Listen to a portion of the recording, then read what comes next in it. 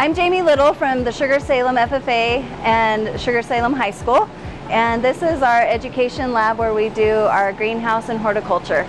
We have lots of different plants, as you can see, and lots of amazing students who make this program happen. We start in the classroom with plant science down our pathway, and they graduate to floriculture and then onto our greenhouse class.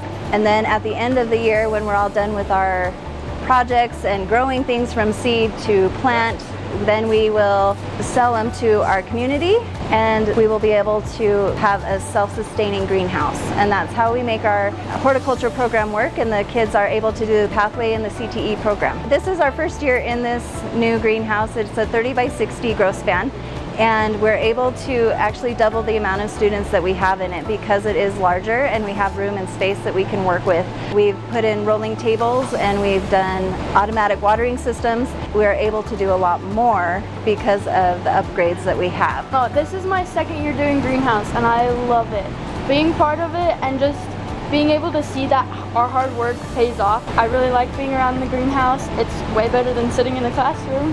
This year has been a great opportunity to be able to step outside of our old greenhouse.